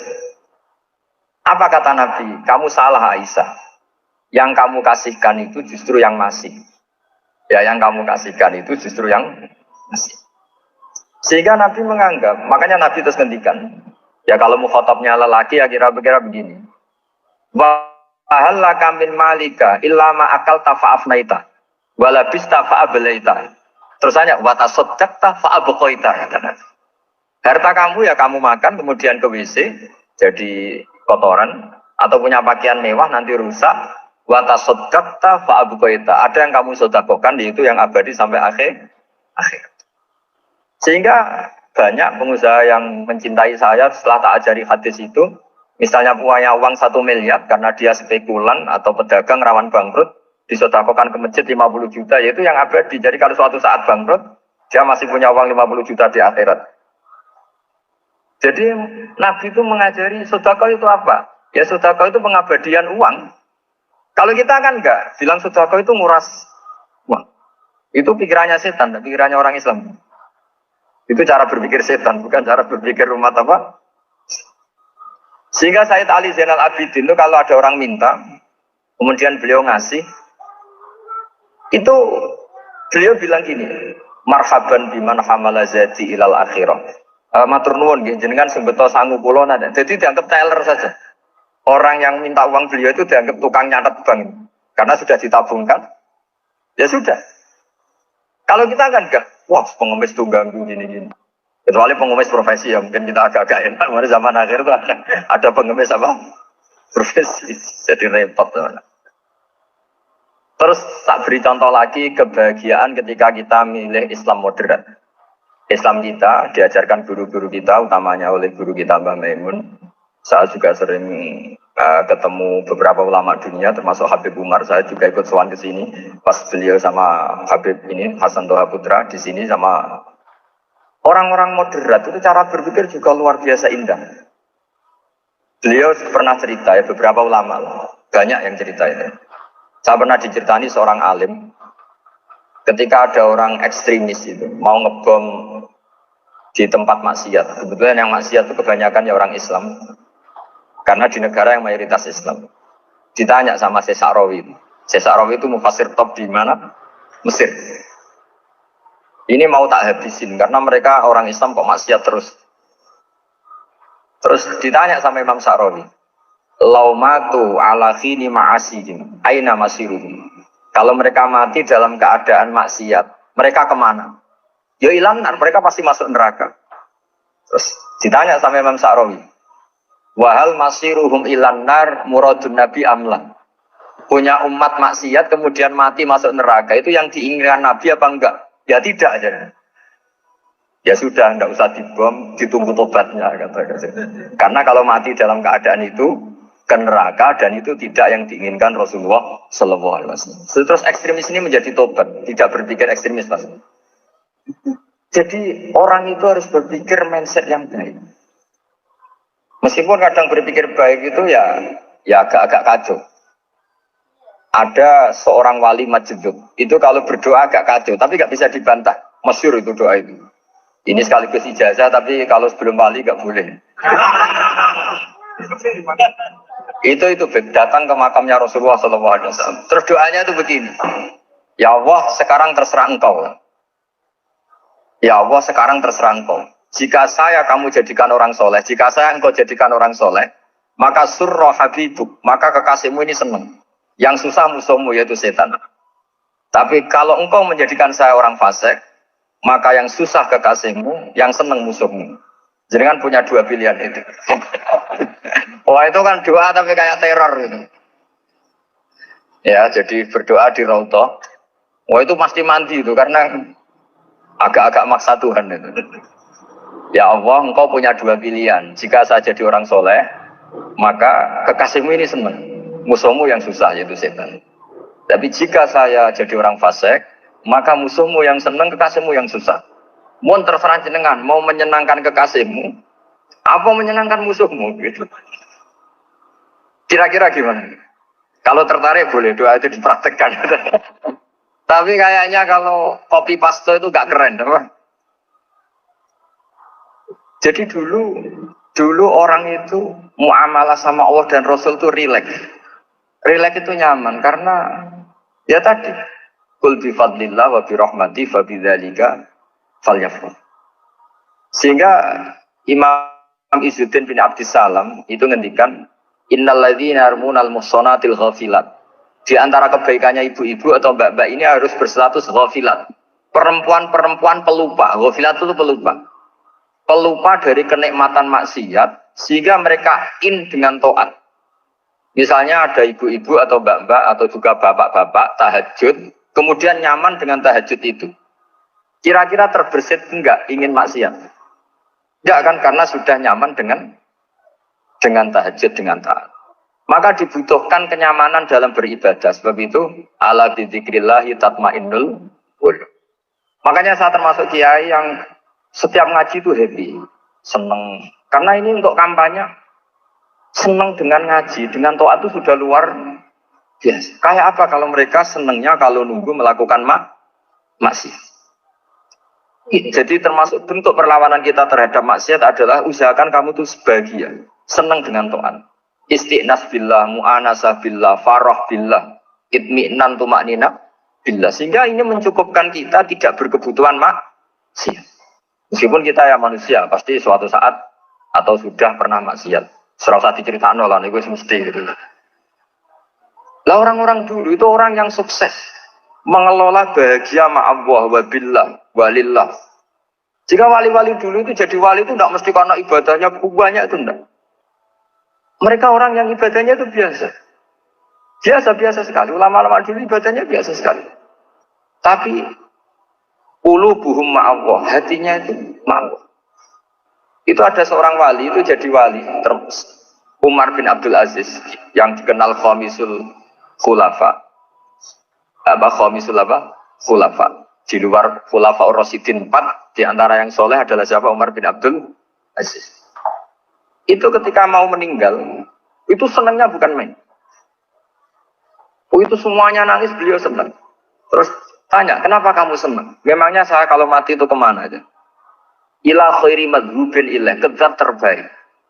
Dibang urip gak kue bulat atau be arhamur rahimin gitu. Yaitu Allah Subhanahu. Jalaluddin Ar-Rumi ketika mau meninggal itu muridnya nangis semua. Beliau marah. Kamu harusnya pesta karena saya mau ketemu kekasih saya, malah kamu tangisi. Goblok sekali kamu katanya. Jadi orang-orang dulu itu luar biasa. Karena tadi mereka tidak ingin ketemu Allah itu dianggap problem.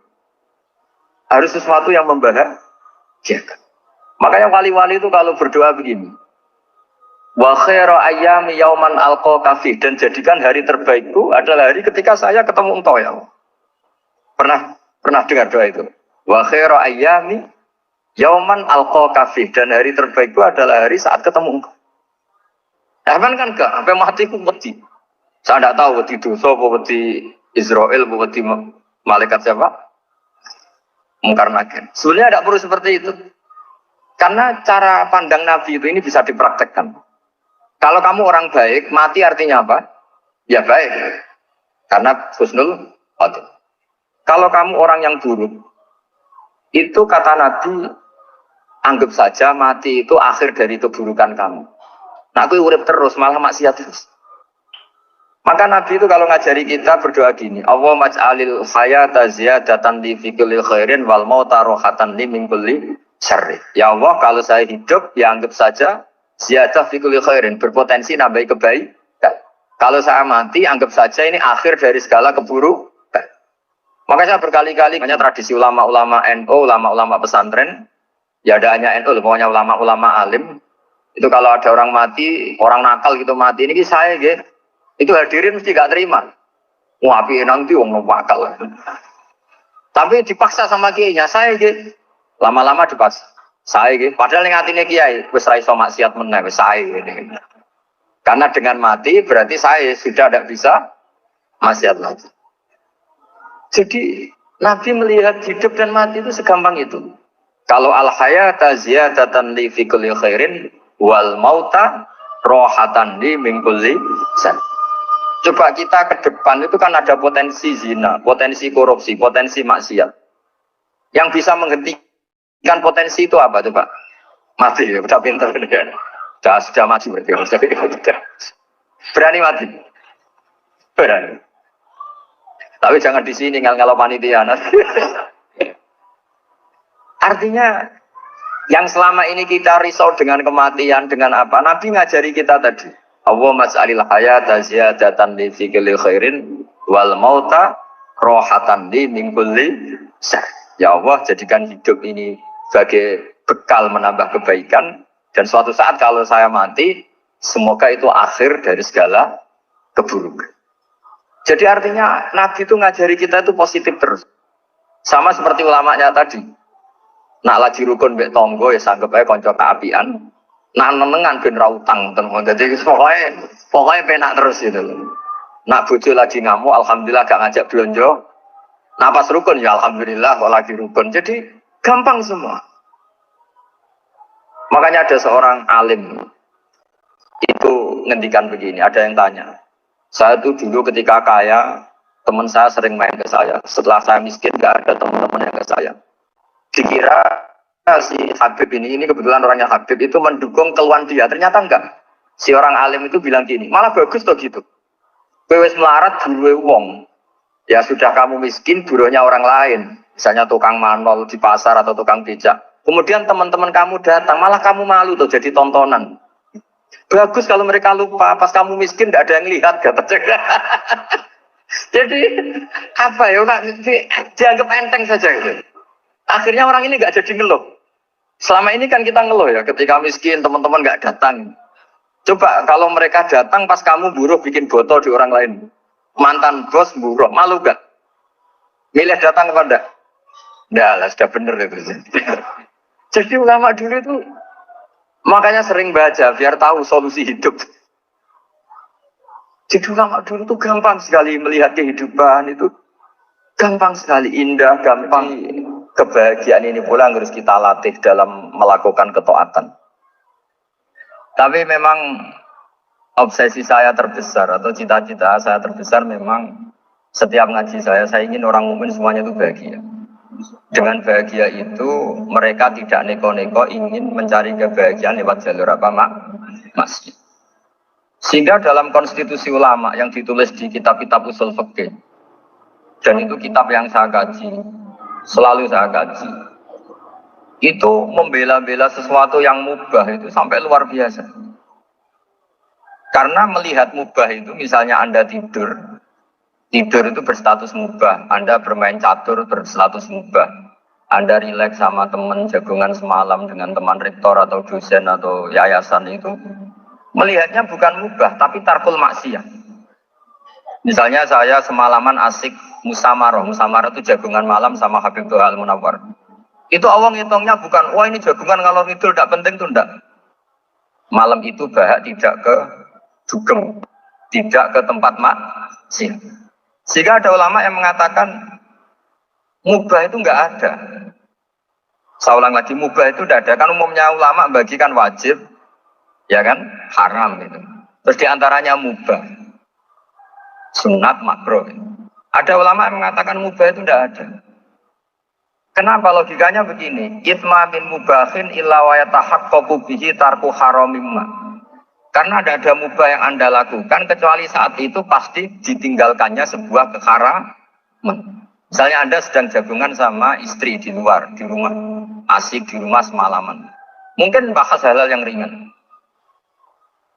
Mungkin lihat sinetron atau apa yang ringan. Tapi di situ terjadi Anda meninggalkan ke tempat-tempat maksiat. Sekarang meninggal maksiat itu wajib apa mubah? Wajib. Padahal Anda sedang melakukan mubah. Nah itu dicatat oleh Allah itu tarkul haram, meninggalkan keharam.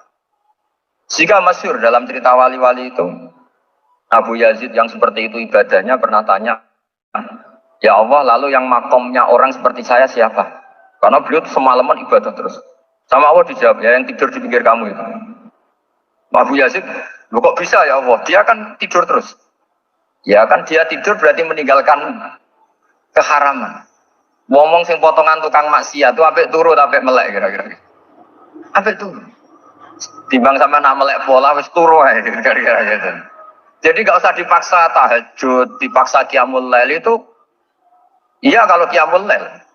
Kalau dapat informasi, kesini ikut saya, terus katut kan repot. Jadi perlawanan terhadap maksiat itu sebetulnya gampang dalam Islam. Karena tadi, nggak ada sesuatu yang mubah, kecuali saat dilakukan berakibat meninggalkan keharaman. Mudah sekali. Jika banyak orang jadi wali itu karena melakukan mubah. Itu ada orang jadi wali itu karena sering makan. Ya makan-makan biasa itu. Karena ketika makan, ya Allah, betapa doifnya saya. Katanya saya presiden, katanya saya rektor, saya kiai. Ternyata kalau nggak makan tuh lemes. Apa hebatnya makhluk yang bergantung makhluk yang lain, yaitu makanan. Nah karena seperti itu terus dia al-laja'illallah, terus dia sungkeman ning Allah. Betapa lemahnya saya. Sebab itu ketika Quran mengkritik dan dengan tanda kutip kemungkinan Tuhannya Isa bin Maryam, itu ngeritiknya sederhana Quran itu. Mal masih ibnu Maryam illa rasul qad khalas min qablihi rusul wa ummuhu siddiqah kana yaqulanit to'at. Isa itu tidak Tuhan. Wong dia makan. Kamu kebayang nggak misalnya punya Tuhan, wah tadi Tuhan mampir ke rumah saya, dia lemes. Setelah tak kasih makan sehat lagi gitu. Itu kan nggak kebayang. Tapi Tuhan marung di rumah saya, lemes tak gratisin, kayaknya tidak punya uang gitu. Setelah makan, wah gairah lagi. Kebayang nggak punya Tuhan seperti itu. Sehingga Quran kalau gojlok sederhana, karena ya kulanit toh. Sehingga wali-wali itu kalau makan itu sadar lemahnya dirinya, betapa dirinya tergantung makanan. Sesuatu yang tergantung itu artinya tidak hebat, tidak Tuhan. Jadi untuk menjadi wali, untuk menjadi dapat ridhonya Allah itu sebenarnya sederhana. Termasuk ada cara jadi wali yang agak kacau, tapi ini ya benar, asal niatnya benar. Misalnya Unisula besar, ya kurang besar lagi. Kita sudah punya uang, kurang banyak uang lagi. Itu Nabi Ayub. Itu kan seorang nabi. Pernah diuji Allah, ini ada di Sahih Bukhari. Nanti kamu tanya, hadisnya Sahih enggak? Ini ada di Sahih Bukhari. Kadang orang kota itu aneh. Enggak ahli hadis tapi tanya, Sahih enggak? Padahal andai kan dibodohi Sahih yang ngandel saja. Jadi kadang ya aneh. Oh enggak tahu kok tanya. Itu Nabi Ayub itu sudah kaya. Pas itu sudah kaya. Bukan cerita yang masih miskin, memang sudah kaya. Beliau di kamar digabin satu belalang dari emas. Setelah belalang itu dikejar, ternyata yang jenis itu buahnya semuanya dari emas. Ngambil sana sini, ini yang kesa ini dipenuhin, saku ini dipenuhin, sampai buahnya. Sama Allah digojlok. Kamu itu nabi saya. Kenapa kamu mengumpulkan harta sebanyak itu? Kamu itu nabi saya kok rakus? Ayo jawabannya Nabi. Ya Allah, siapa yang bisa kenyang dari rahmatmu? Ya, jadi kalau kamu punya uang 1 miliar, kok ingin 1 miliar 100, ingin 1 miliar 200, itu cara ngitung bukan uang. Ya Allah, siapa yang bisa kenyang dari rahmatmu? Karena rahmat Allah tidak terbatas, sudah Gusti tenang saja. Meskipun saya gini, rahmat Anda tidak akan habis. Sehingga waroi ada ilmunya, tomak juga ada ilmunya. Termasuk ragus itu juga ada ilmunya. Misalnya begini, ini contoh rakus yang ada ilmunya begini. Ini saya beri contoh. Mungkin yang boleh niru orang-orang soleh, kalau nggak soleh jangan. Imam Syafi'i, ini cerita nyata. Imam Syafi'i itu dulu ketika ngaji masih muda itu nggak suka sama guru yang kaya. Kebetulan dia punya guru miskin terus. Namanya Sufyan As-Tsauri itu miskinnya Masya Allah. Sufyan bin Uyainah juga miskin. Jadi dia miskin, punya guru miskin terus. Sehingga idolanya ya sama guru-guru yang miskin. Suatu saat guru-guru ini menyarankan dia ngaji Imam Malik. Imam Malik itu kaya raya. Itu babutnya Imam Malik kalau diinjek itu mata kakinya tidak kelihatan saking halusnya. Kalah Indonesia kalah. Imam Malik itu gaya. Kalau ngaji di kursi tinggi terus pakai bukur itu, pakai jubah Arab yang mahal. Pokoknya mewah kali Imam Malik. Terus dia mulai ini kiai kok kaya. Kemudian setelah beliau alim tanya, saya harus ngaji siapa setelah ilmu jenengan habis kira-kira gitu. Kata Imam Malik, sudah, kamu sudah usah perlu ngaji saya, kamu sudah alim alama. Terus Imam Malik datang ke Baki. Zaman itu Baki itu semacam kayak rentalan ya, semacam Grab lah kalau dulu. Mana kafilah yang mau ke Irak? Ya sudah terus. Oh kita mau ke Irak. Ini antar ke Muhammad bin Hasan As-Syaibani. Itu dibiayai sama Imam Malik.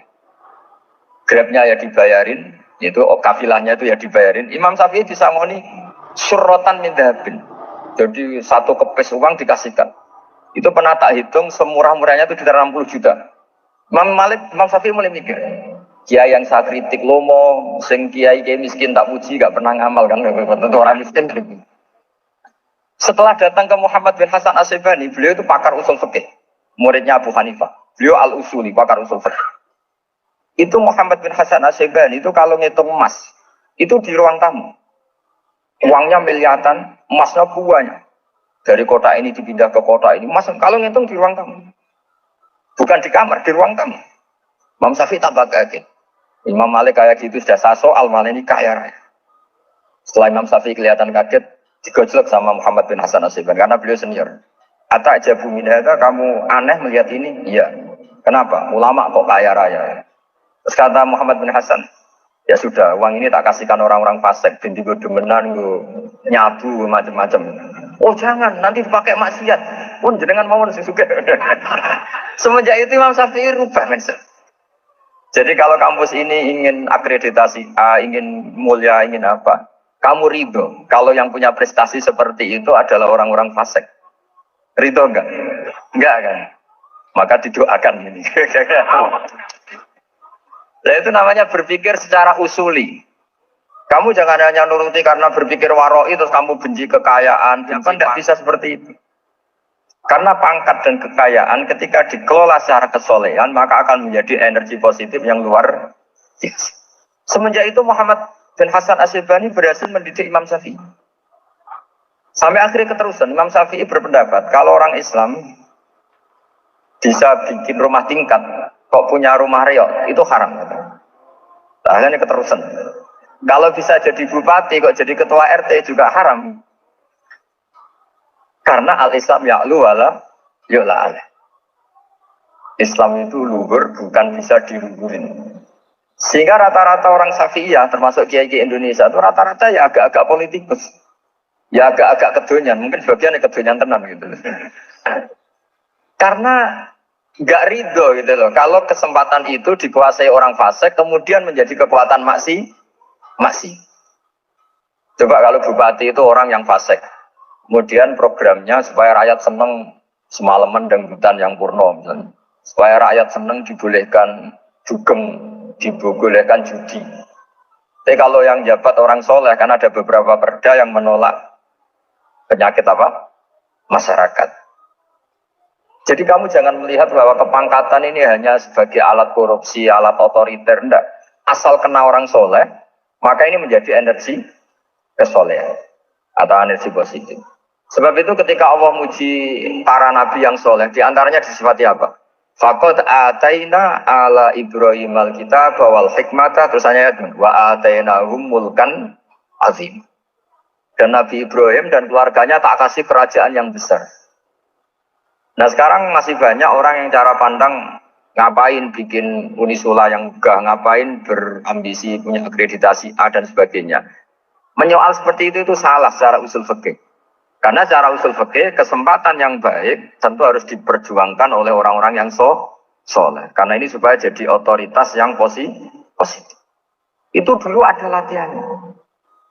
Jadi orang dulu itu gampang sekali ketika milih miskin ditanya, kenapa miskin? Saya ingin hisab saya ringan. Tapi ketika mereka kaya, yang soleh, supaya harta ini tidak dipakai orang yang nanti dipakai maksiat. Kita misalnya orang soleh kok mau pangkat, karena kita ada ridho, kepangkatan itu dipegang orang maksiat, kemudian menjadi energi maksiat. Begitu juga seterusnya. Maka ulama dulu itu rileks. Sampai Syekh Nawawi Al-Bantani itu nanti bisa dicek di tafsir Qul hal yastawil ladzina ya'lamuna wal ladzina la ya'lamun. Beliau muji-muji ulama. Kemudian ada seorang yang agak hasut mungkin. Tanya begini. Hebatnya ulama itu begini-begini. Terus ditanya, tapi kenapa kita sering melihat ulama ngantri proposal di rumahnya bupati kan? Sementara bupati nggak pernah datang ke ulama ngaji ihya. Jawabannya Imam Syekh Nawawi itu unik. Ya karena ulama itu tahu gunanya uang, sehingga nyari uang untuk pondok, untuk masjid. Sementara bupatinya tidak tahu gunanya ilmu, maka tidak pernah ngaji. Jadi ya ringan saja nih. Jadi ya sudah seperti itu. Jadi kalau ada ulama kedonyan, anggap saja karena tahu gunanya uang. Jadi kenapa ulama ngantri di kabupaten, bukan bupati ngantri di ulama jawabannya? Karena ulama tahu gunanya uang, sementara bupatinya nggak tahu gunanya ilmu.